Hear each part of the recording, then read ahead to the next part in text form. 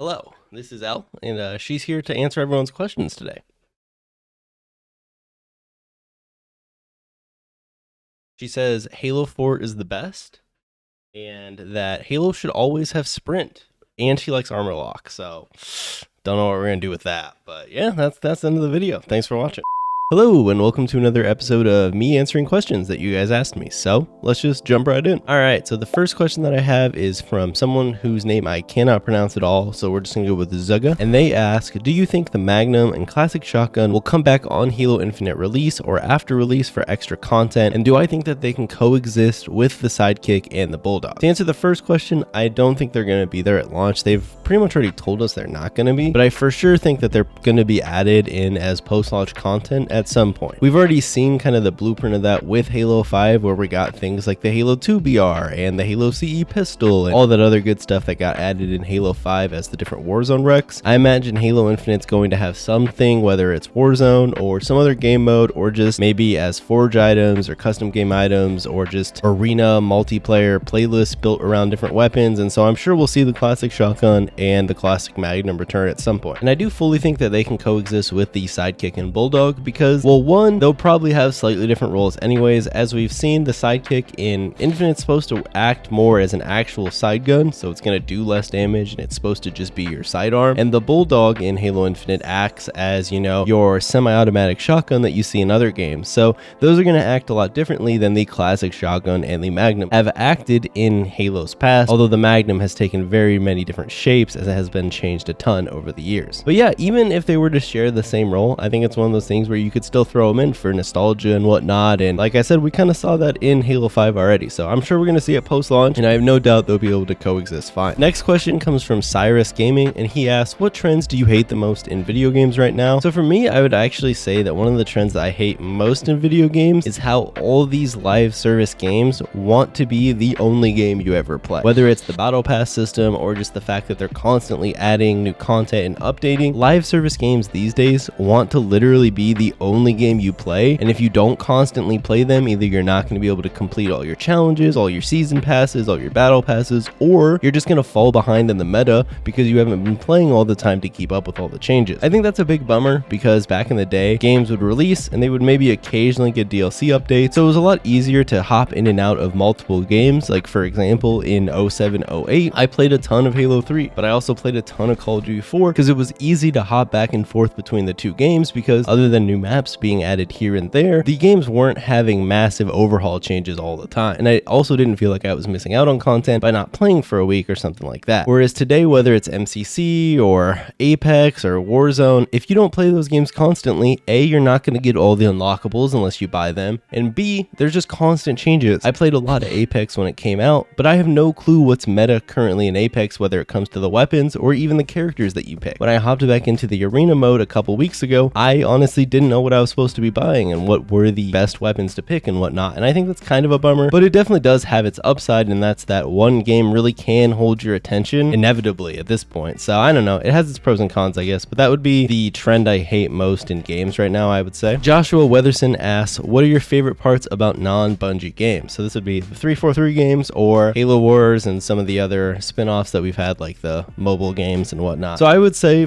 I'll just kind of give you one favorite thing that the 343 games have done, and that's the Forge mode in Halo 5. I think Forge in Halo 5 took everything that Forge really could be and took it to the next level. People in Halo 5 have been able to make absolutely amazing creations, and it's honestly crazy some of the things that they've been able to do. I'm really interested in Halo Infinite, whether it takes another step up to the next level or if it kind of stays on the same ground as Halo 5. Kind of like how the jump from Halo 3 to Halo Reach was a decent jump, added a lot of new quality of life features and new objects and, you know, higher budgets and whatnot, but it wasn't necessarily absolutely groundbreaking, which, don't get me wrong, it didn't need to be. Reach's Forge mode is awesome, and that's why today it's still one of the most played games when it comes to custom games and Forge maps. But Halo Infinite's map creator and Forge mode really could just become a legit map creator, or it could stay along the same lines as Halo 5 with just additional features. So I'm interested to see kind of how that plays out. Next up, Sebastian99 asks, how would you convince other people, whether they're teens, adults, etc., to play Halo? That's a tough one. I would say, first of all, one of the coolest things about about the Halo franchise in general is just the passion that all the fans have for the different games, whether it's multiplayer or the campaign or custom games or anything. Halo really has something for all sorts of different people, and I think that's a really cool aspect of Halo. To answer your question, if I was trying to convince someone to play, I would say that unlike many games today which really focus on one game mode and then maybe have a few spin-offs here and there, maybe have a limited time mode here and there, Halo really has different game modes and different things for every type of gamer. Halo kind of has it all. Hopping over to some questions from Twitter, Danny asks, if you could change all of your content to cover another game besides Halo, what would it be? And he says, assuming all your following transferred over seamlessly. So this is a good question. I think currently right now, I wouldn't want to switch my content just because, you know, Halo Infinite's coming out and I definitely want to check Halo Infinite out, and if it's a good game, I'm going to be playing it for years. Now, in a hypothetical world where Halo Infinite isn't any fun and maybe I fall off after a bit, kind of what would I do from there? It's hard to say. Currently, I'm really enjoying Valorant, so that would probably be my answer if I was answering this question today. Who knows, a year to 2 years down the line, that might change based on what's come out and whatnot. I think one of the things that I like most about Valorant today, other than just the fact that I enjoy the gameplay mechanics, is just the fact that the ranked mode and the ranked ladder is so lively that it's a lot more enjoyable to grind than trying to grind ranked is currently in MCC. And I know that won't be a problem in Halo Infinite when it launches, just like it wasn't in Halo 5 when it launched. A lot of people are going to be playing, and that's honestly one of the things I'm most excited about for Halo Infinite's launch, is being able to just jump in and grind the ranked ladder with a ton of other people, not just the same handfuls of people that you play over and over again. Obviously, once you hit the top of the ladder, you're going to start seeing similar names, but when you're like in the middle of the ladder or even a little bit toward the top, it's kind of frustrating when you just play the same people over and over again, especially when they're people that are higher ranked and are playing on alts because they couldn't find matches, etc. Those are just some of my issues with MCC's current rank system. But yeah, anyways, I kind of answered your question that went off on a tangent. Cafe asks, what path are you planning on going content-wise with Halo Infinite when it releases, and what's going to be your main focus? So honestly, this is probably a question I should have a better answer to, but I don't know. I'll probably kind of see how it goes. I'll do similar content to what I do now, whether it's, you know, little news updates here and there, talk about new content, playing new content because there's going to be a ton, giving my opinion on different things and whatnot, maybe mods if there is Halo Infinite modding, although that I'm not totally sure about, but yeah, it's kind of all up in the air. Konzi asks, do you have a personal favorite Halo clip that you've ever gotten? And it doesn't need to be a multi-kill, could just be a funny one or whatever you like. So I'm sure I have tons of clips that I don't remember from back in the day playing on 360, but from the past year or so of MCC, I would say my favorite clip is one that I'll show you guys, and it was just an invasion clip where we were playing on Spire and I went to jump off the top with the core, and just a random person in my game had the Falcon there and he caught me, and I was able to go and capture the core.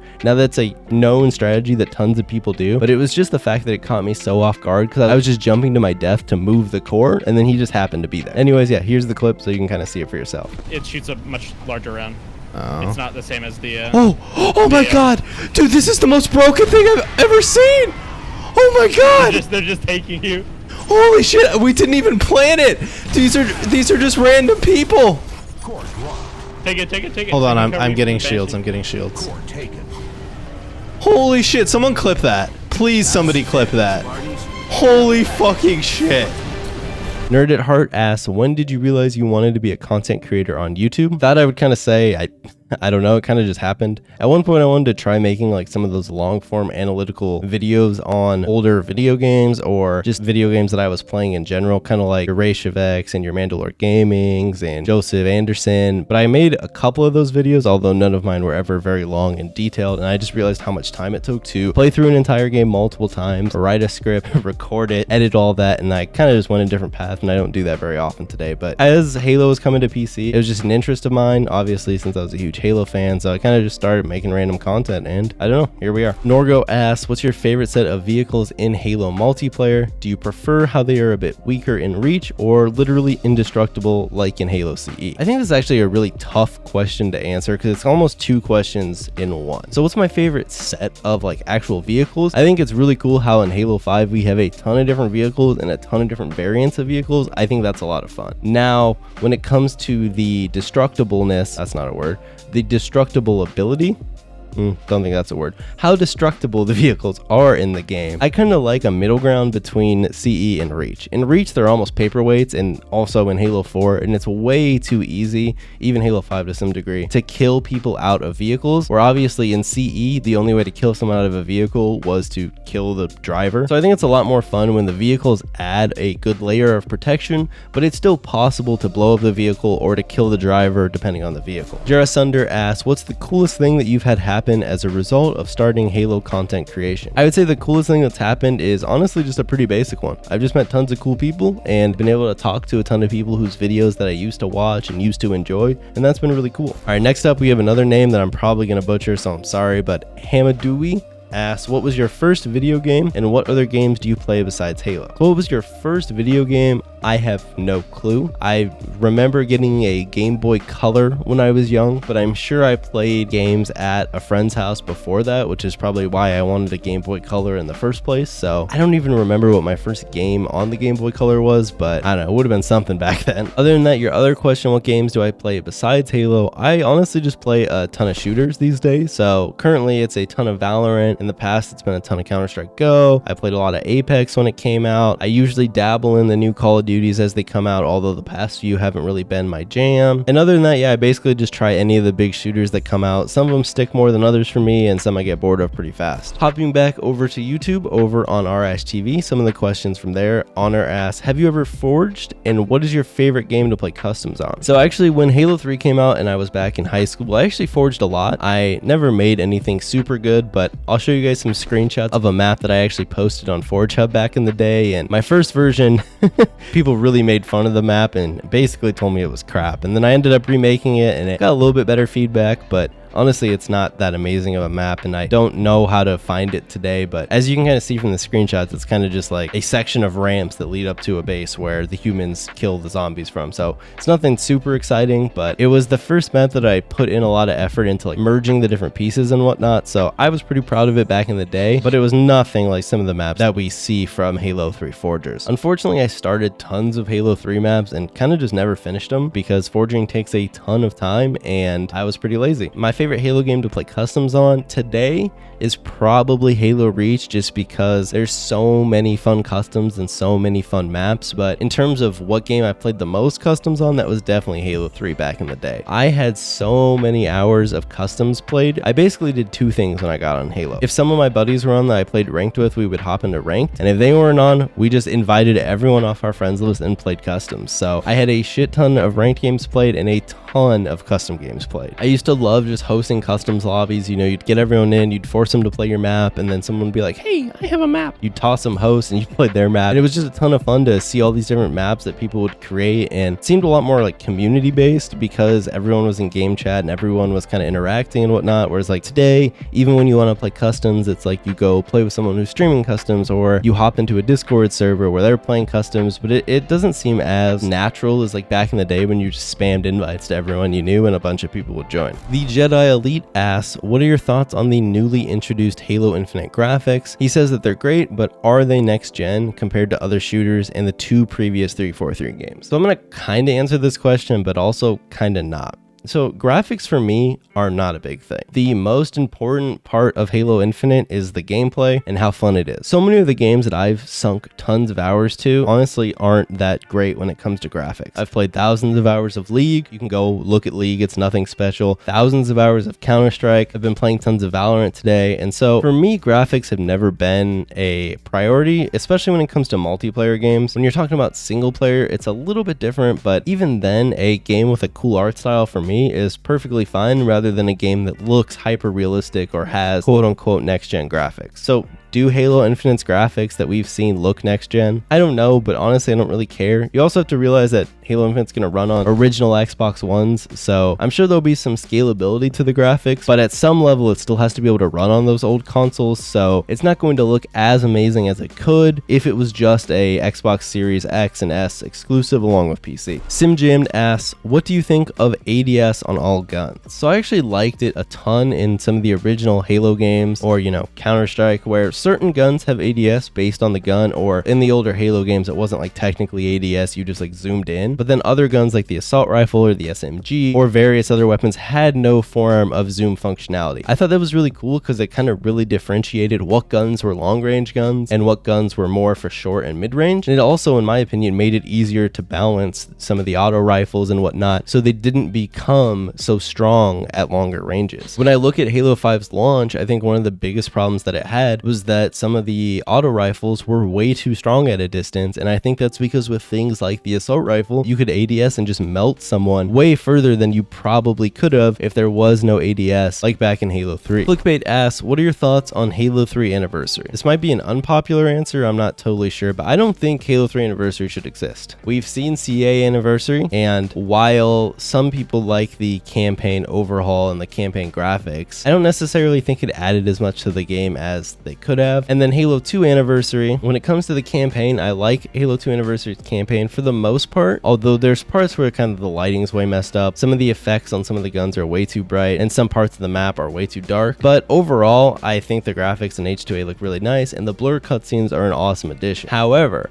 my main thing in Halo has always been multiplayer, and both of the multiplayer versions of those anniversary editions just honestly aren't very good. CEA Anniversary's multiplayer is just a Halo Reach playlist, which is fun as a Halo Reach playlist, but it's not really a proper anniversary mode. And then Halo 2 Anniversary, which while is fun in its own way, is literally just Halo 4 kind of retooled to play more like Halo 2 with some updated models and sounds, etc. So neither of those really blow me out of the water. And so if they were to make a Halo 3 Anniversary, I'm sure the campaign would look a lot cooler. We'd probably get some absolutely badass cutscenes, which would be an improvement over current Halo 3's cutscenes, but I just worry the multiplayer would kind of be underwhelming and not that cool. And I think that would be a huge bummer, because for me, Halo 3 has always been this amazing multiplayer experience, and I would just be really bummed out if it wasn't that good. I would also say I'd almost rather see 343 or a different company come out with a new modern classic Halo game than just remake Halo 3 with the same maps and the same weapons and everything that we already saw back in the day, because honestly Halo 3's graphics and stuff still hold up pretty well today, and the gameplay does too. So if they were to spend all that time making an anniversary edition of Halo 3's multiplayer, I would just rather see that time spent making a modern classic Halo game. I think that would be a lot more fun, even if it was just something that was multiplayer only or something like that. Leo Bryan asks, as a Halo player, would you like to play a spin-off where you play as the Arbiter and fight for Sword of San Helios? Imagine the Flood and Storm Covenant, also the Banished maybe. Would be cool if 343 did that. So I think that 343 absolutely, whether it's them themselves or other developers that they bring in, should look into doing spin-off games based around other characters, and I think the Arbiter would be an awesome candidate for one. Just because it would give us more experiences in the universe and let them play with different types of gameplay styles and different types of games, whether they're still FPS games or maybe something slightly different. While not every Star Wars game that has come out over the past however many years has been an absolute amazing game, it is really cool how many different genres and how many different styles of Star Wars games have been made, because there's just so much in that universe you can do with a game. And I think Halo is pretty similar, where there's just tons of different things that you could make a game on, and you could take it in all sorts of different directions, and it would be new Halo games, and that would be pretty cool. And last but not least, Lozio asks, when is Double Kill Man 2 releasing? And today I present you Double Kill Man 2. Damn, boy. Damn, boy, he's thick. Boy, that's a thick ass boy. Damn.